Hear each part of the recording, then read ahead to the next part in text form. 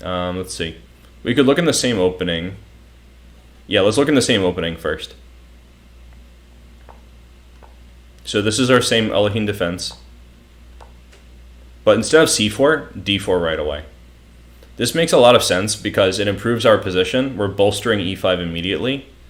And c4 can be played anytime. So there's no need to extend so much right away. If you want to get a space advantage, you should expand in a more measured way, where you take territory and then you reinforce it a lot and then you take more territory. So it should happen in increments. It's a long-term strategy. It's not like a combination where we take a lot of space all at once and then we have a space advantage. You make slow improvements in the position. So here, black should immediately try to break down the center, just like in the other line. Knight f3. The reason it's knight f3 is that f4 would be too passive, too many pawn moves. So we start with knight f3.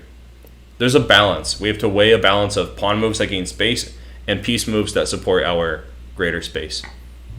All right, so it's quiz time. Apparently Mahir hates playing Alekhine Defense. Do you mean with black or with white? Okay, it's quiz time. White to play. How should we capture on e5?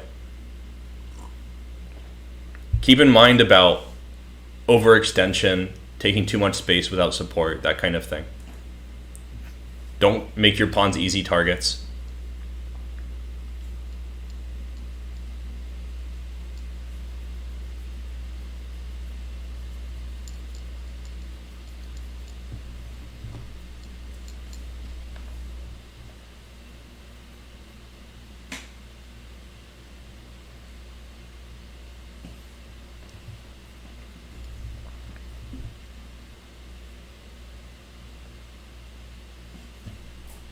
Well, if you guys had trouble playing Alekhine Defense before, like you're saying in the chat, in this position there's a trick. One of white's moves is bad. All right, Ari Morrison says d takes e5 because reverse psychology. Come on. You think I'm just baiting you? Saying you should think about how you could possibly get overextended with d takes e5 just to tell you that you're wrong and actually that's the best move? Not this time, Ari. D takes e5 is a mistake. We should play knight takes e5. The reason it's a mistake is that if you take with the pawn, this pawn is more of an easy target. We're stuck with the knight passively defending the pawn again. So they would develop with bishop g4, e6 to complete their development, and then knight d7. As you can see, this position is already getting a little difficult. The threat is bishop f3 with knight e5. You can't play bishop f4 because the knight is standing very well. And how'd the knight get there? You gave a free move to the knight by playing e5. It's very tricky. So d takes e5 is bad. It should be knight takes e5. We don't want to overextend with d takes e5. We want to play knight e5. All right, so here's one variation. There are several lines here, but c6 is one of them. c6 is a little more passive because you never really get to play c5 to break and destroy white's center more. But it turns out that was never really possible, so it's an acceptable line. So bishop e2 is just a developing move, no big deal. All right, here's another example. So we have a little bit more space than black, just a little bit. We would like to increase our space advantage. And right now they're offering an exchange of knights. So how should we react? What do you guys think?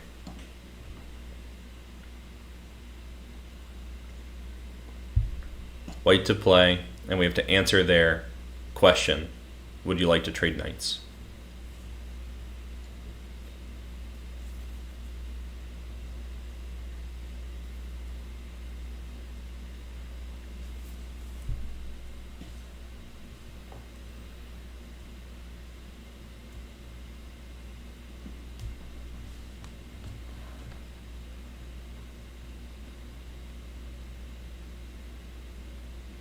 All right, Mahir has an interesting question. He said, why do people play the Slav or the Caro-Kann?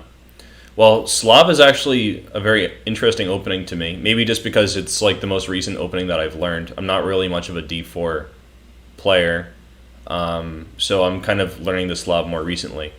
I think it's very interesting. There are lots of dynamic chances there, and creating dynamic chances in a symmetrical pawn structure as black is really tough. So it certainly has some appeal there. I don't know why anyone plays the Caro-Kann. I beat it almost every single time. All right, Ari says we should take the knight. Anyone want to disagree with Ari? Maybe it's more reverse psychology.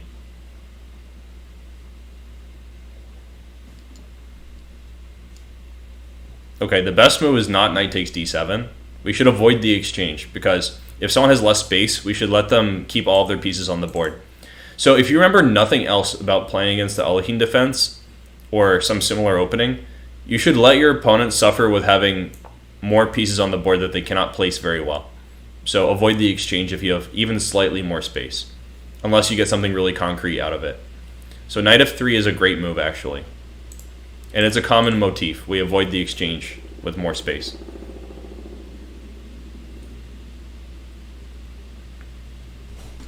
Alrighty, so knight f3, and g6 is one of the main lines as well.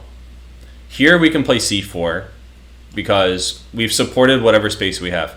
We ended up trading the e-pawn, which is helpful to black, but we didn't lose our d-pawn. They didn't get to play at c5 or e5. So now we can play c4, gain some more space, develop our pieces, and develop around the space.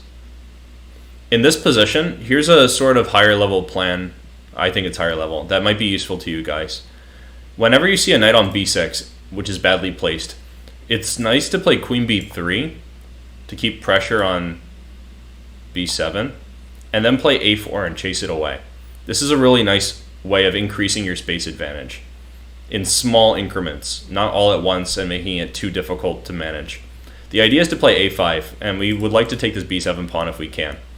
And even if we don't, like, I'm not sure what the best move is here. Probably like knight h5 or something.